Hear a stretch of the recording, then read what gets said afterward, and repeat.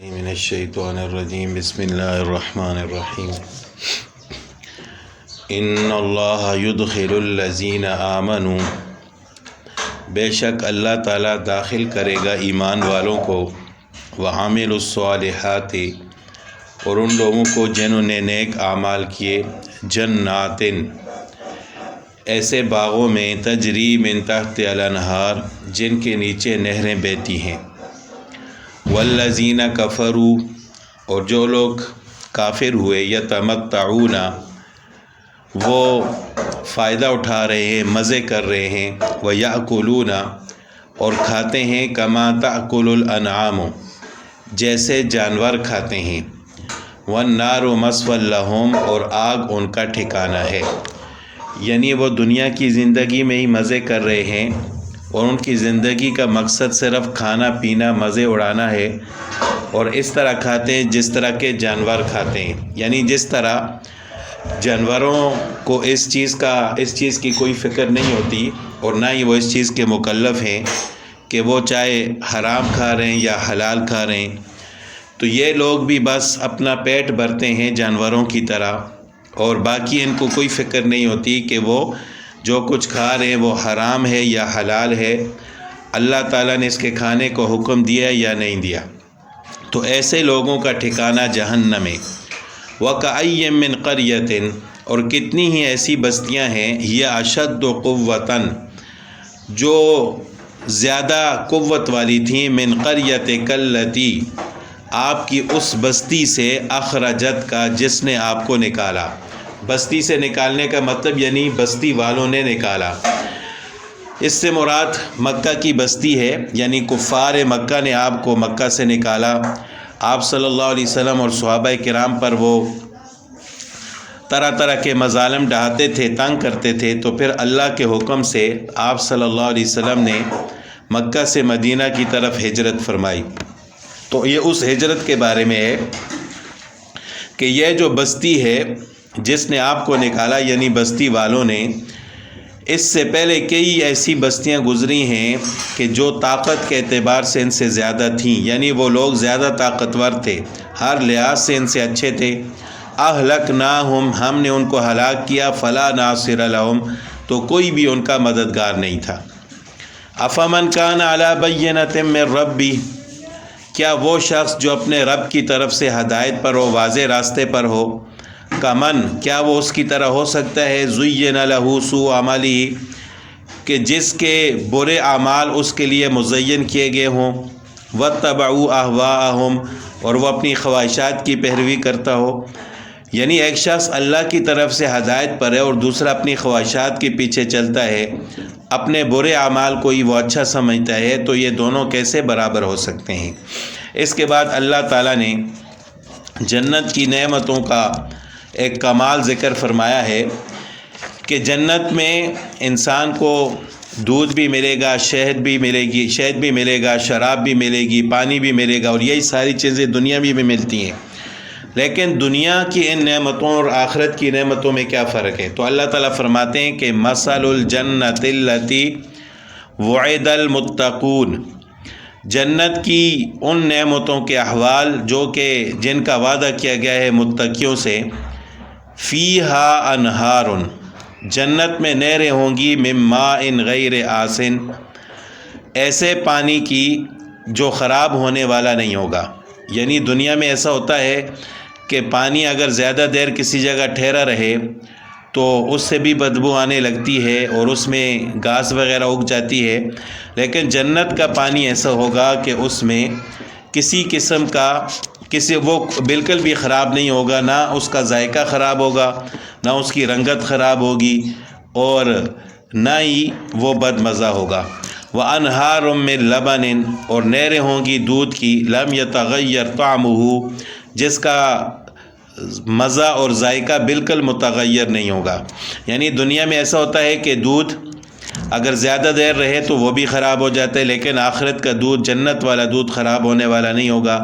وَأَنْهَارٌ مِّن خَمْرٍ، اور نہریں ہوں گی شراب کی، لَذَّةٍ لِّلشَّارِبِينَ، جو پینے والوں کو مزہ دیں گی۔ وَأَنْهَارٌ مِّنْ عَسَلٍ مُّصَفًّى، اب دنیا کی جو شراب ہے اس کے بہت سارے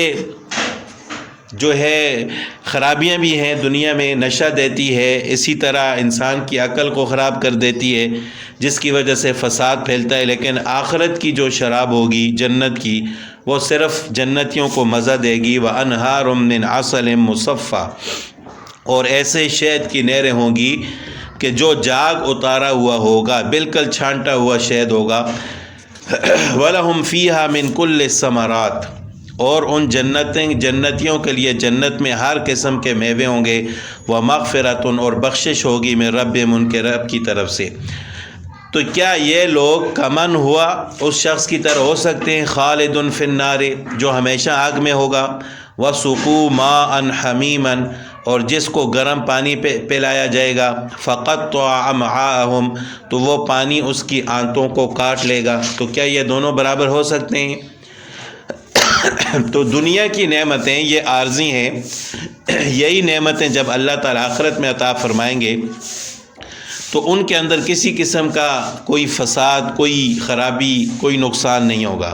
اسی طرح سورہ صافات میں بھی اللہ تعالیٰ نے فرمایا کہ لا فیہا غول ولا هم عنہا ینزفون۔ اسی طرح دنیا کے شہد میں موم اور میل کچیل ہوتا ہے، جنت کی نہر میں شہد کا پاک صاف ہونا بتلایا گیا ہے کہ وہ شہد بالکل پاک اور صاف ہوگا۔ تو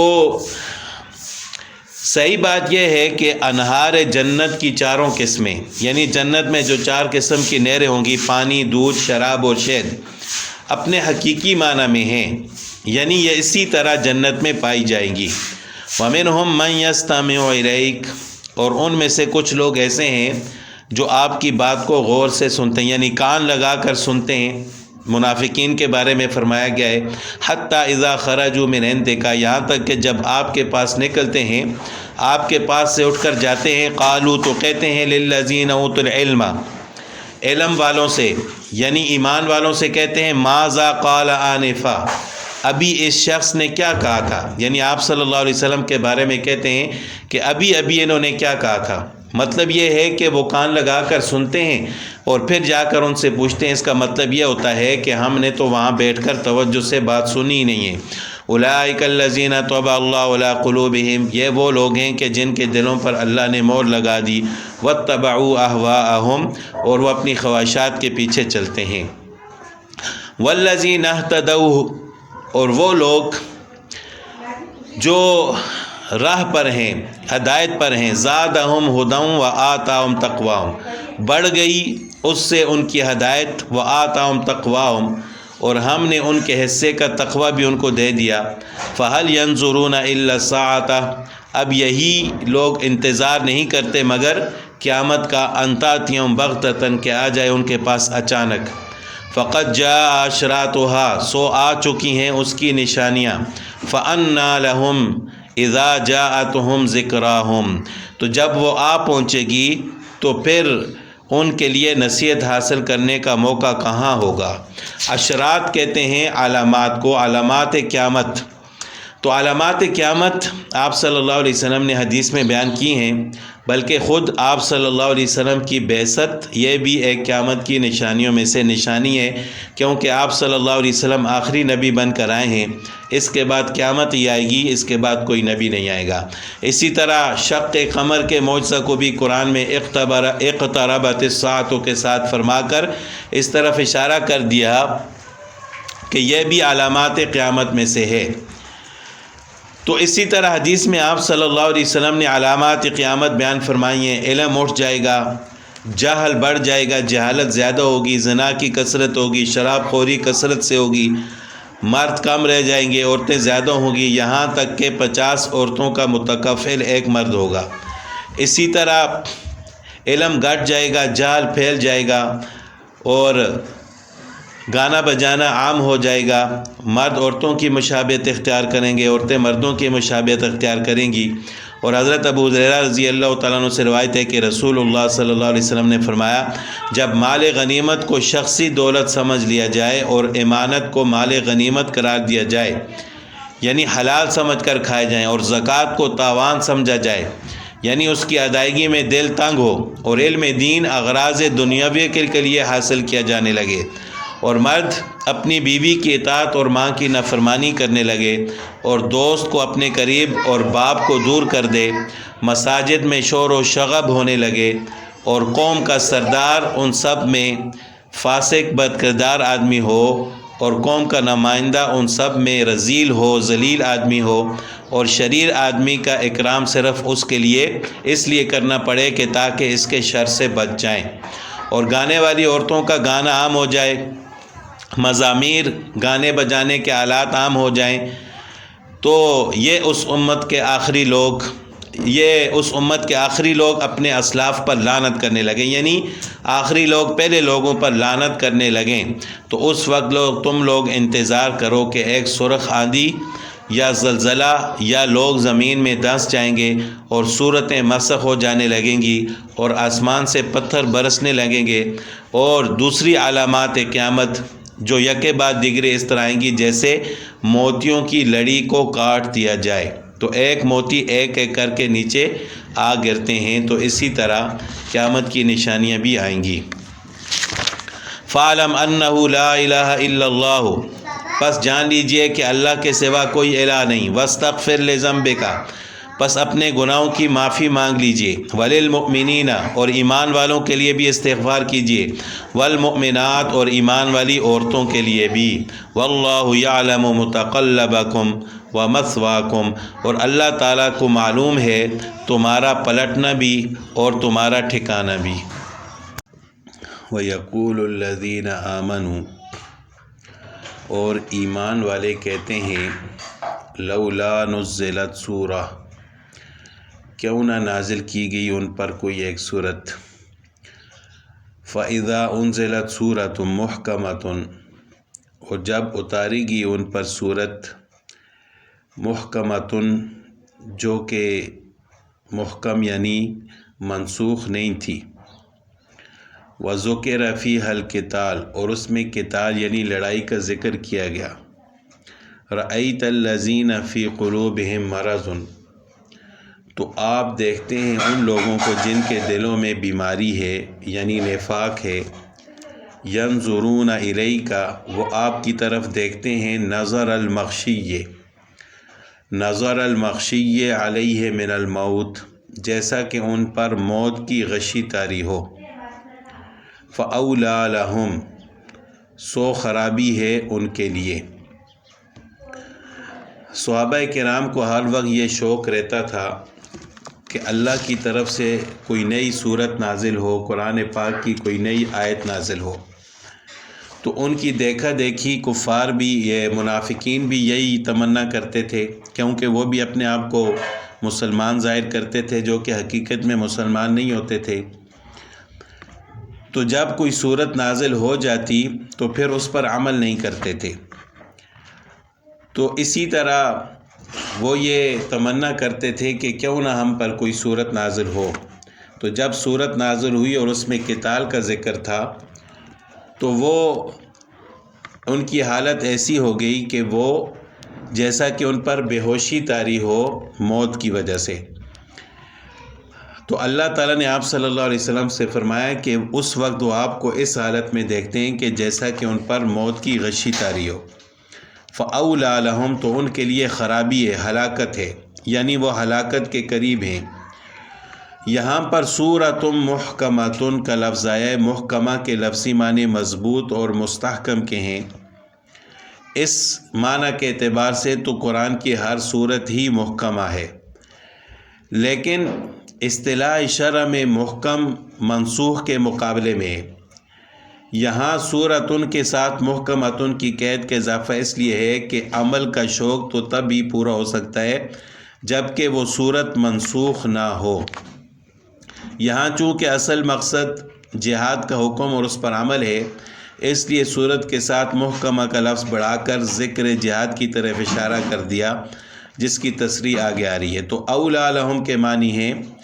کہ قاربہ ما یہلک، یعنی اس کی ہلاکت کے اسباب قریب آ چکے ہیں۔ طاعۃ و قول معروف،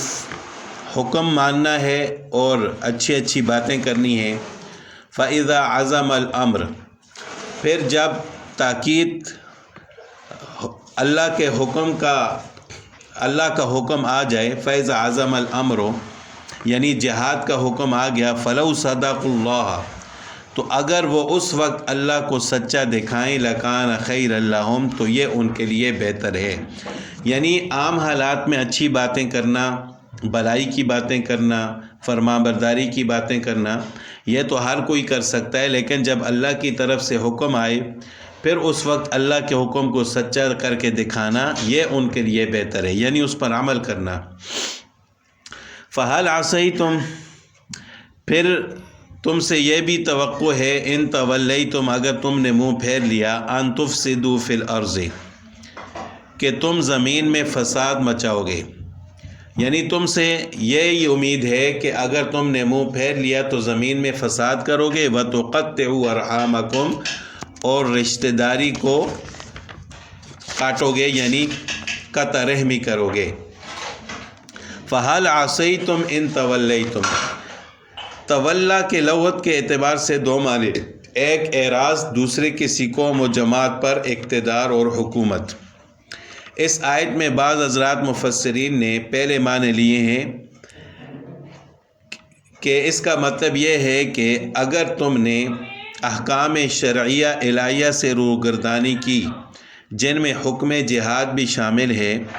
تو اس کا اثر یہ ہوگا کہ تم جاہلیت کے قدیم طریقوں پر پڑ جاؤ گے، جس کا نتیجہ یہ ہوگا کہ تم فساد کرو گے اور قطع رحمی کرو گے، جیسا کہ جاہلیت کے ہر کام میں اس کا مشاہدہ ہو چکا ہے۔ تو صلہ رحمی بھی ایک نئے کام ہے، رشتہ داروں کے ساتھ اچھا سلوک کرنا۔ لفظ ارحام رحم کی جمع ہے، اور یہ لفظ عام رشتہ داروں کے رابطوں کے لیے بھی استعمال کیا جاتا ہے، کیونکہ یہ رحم ہی ان رشتہ داریوں کی بنیاد بنتا ہے۔ اس لیے محاورات میں رحم بمعنی قرابت اور رشتہ داری کے بھی استعمال کیا جاتا ہے۔ تو حدیث میں رشتہ کو قطع کرنا، رشتہ داریوں کو توڑنے کی بھی وعید بیان کی گئی ہے۔ حضرت ابو ہریرہ رضی اللہ تعالیٰ عنہ نے اسی آیت قرآنی کا حوالہ دیا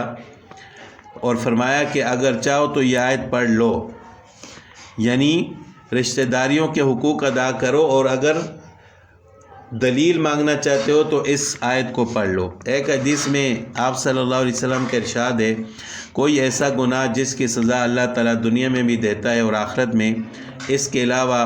نہیں ہے کہ ظلم اور قطع رحمی، یعنی ظلم بھی ایسا گناہ ہے کہ اللہ تعالیٰ اس کا بدلہ دنیا میں دیتے ہیں، اور قطع رحمی کا بھی ایسا گناہ ہے کہ اللہ تعالیٰ اس کا بدلہ دنیا میں دیتے ہیں۔ اسی طرح حضرت ثوبان رضی اللہ تعالیٰ عنہ کی حدیث ہے، رسول اللہ صلی اللہ علیہ وسلم نے فرمایا کہ جو شخص یہ چاہتا ہے کہ اس کی عمر زیادہ ہو اور رزق میں برکت ہو، اس کو چاہیے کہ صلہ رحمی کرے، یعنی رشتہ داروں کے ساتھ اچھا سلوک کرے۔ اولئک الذین لعنہم اللہ، یہ وہ لوگ ہیں جن پر اللہ نے لعنت کی ہے۔ لعنت کا مطلب ہے اللہ کی رحمت سے دوری، یعنی ان لوگوں کو اللہ نے اپنی رحمت سے دور کر دیا ہے۔ فَأَصَمَّهُمْ، پھر ان کو بہرا کر دیا، وَأَعْمَى أَبْصَارَهُمْ، اور ان کی آنکھوں کو اندھا کر دیا۔ اب یہ ہے کہ لعنت کسی پر کی جا سکتی ہے یا نہیں، تو کسی کا نام لے کر تو لعنت کرنا جائز نہیں ہے۔ ہاں البتہ یہ ہے کہ کسی گناہ کو ذکر کر کے لعنت کر سکتے ہیں۔ ہم یہ کہہ سکتے ہیں کہ لعنت اللہ علی الکاذبین، جھوٹ بولنے والوں پر اللہ کی لعنت، لعنت اللہ علی المفسدین، فساد کرنے والوں پر اللہ کی لعنت۔ تو اس طرح ہم کہہ سکتے ہیں کہ فلاں فلاں گناہ اگر کوئی کرے گا تو ایسے لوگوں پر اللہ کی لعنت، لیکن کسی کا نام لے کر لعنت کرنا یہ جائز نہیں ہے۔ افلا یتدبرون القرآن، کیا یہ لوگ قرآن میں غور و فکر نہیں کرتے، تدبر نہیں کرتے؟ ام علی قلوب اقفالها، یا ان کے دلوں پر تالے لگے ہوئے ہیں۔ اقفال جمع قفل ان کی، اس کا مطلب ہے تالا۔ دل پر اقفال لگ جانے کا مطلب یہ ہے کہ یعنی اللہ تعالیٰ نے ان کے دلوں پر مہر لگا دی ہے، ان کے دل سخت ہو چکے ہیں، جس کی وجہ سے یہ مسلسل گناہ میں لگے ہوئے ہیں۔ ان الذین ارتدوا علی ادبارہم، بے شک جو لوگ پیٹھ پھیر کر الٹے پھر جاتے ہیں، من بعد ما تبین لہم الہدی، اس کے بعد کہ ہدایت ان کے لیے واضح ہو جاتی ہے، الشیطان سول لہم، تو شیطان ان کے دل میں خیالات پیدا کرتا ہے، وَأَمْلَى لَهُمْ، اور ان کو لمبی لمبی امیدیں دلاتا ہے۔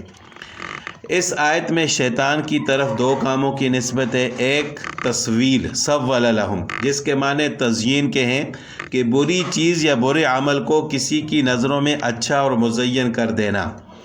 تو جب وہ لوگ گناہ کرتے ہیں تو شیطان ان کے دل میں خیال پیدا کرتا ہے کہ تم نے تو بڑا اچھا کام کیا، اس کو کہتے ہیں تسویل۔ اور دوسرا وَأَمْلَى لَهُمْ، لمبی لمبی امیدیں دکھانا، کہ شیطان اول تو ان کو برے اعمال کو ان کی نظروں میں اچھا اور مزین کرتا ہے، پھر ان کو ایسی لمبی آرزویں اور امیدیں دلاتا ہے کہ جو پوری ہونے والی نہیں ہیں۔ یعنی ان کو یہ کہتا ہے، ان کے دل میں خیالات پیدا کرتا ہے کہ تم تو کبھی مرو گے نہیں، تو بس یہی ایک دنیا والی زندگی ہے، اس کے بعد تمہیں زندہ نہیں کیا جائے گا، تو اس طرح کی امیدیں دلاتا ہے۔ ذالک بانہم، یہ اس وجہ سے کہ انہوں نے قالوا، کہا، للذین کرہوا، ان لوگوں سے جو ناپسند کرتے ہیں ما نزل اللہ، اس کو جو اللہ نے نازل کیا، سنطیعکم فی بعض الامر، انہوں نے کیا کہا کہ ہم بھی تمہاری اطاعت کریں گے تمہارے بعض کاموں میں۔ واللہ یعلم اسرارہم، اللہ تعالیٰ ان کی چھپی ہوئی باتوں کو جانتا ہے۔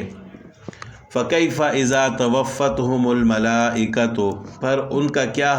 کیا حال ہوگا اس وقت جب فرشتے ان کی جان نکالیں گے، جب ان کی روح قبض کریں گے فرشتے، تو اس وقت ان کا کیا حال ہوگا کہ یضربون وجوہہم وادبارہم، کہ وہ فرشتے ان کے منہوں پر اور ان کی پیٹھوں پر مارتے جائیں گے، یعنی اس طرح ان کی روح قبض کریں گے کہ ان کے منہوں پر اور ان کی پیٹھوں پر ماریں گے۔ ادبار کہتے ہیں پیٹھوں کو۔ ذالک، اور یہ اس وجہ سے ہوگا کہ بِأَنَّهُمُ اتَّبَعُوا، انہوں نے ایسے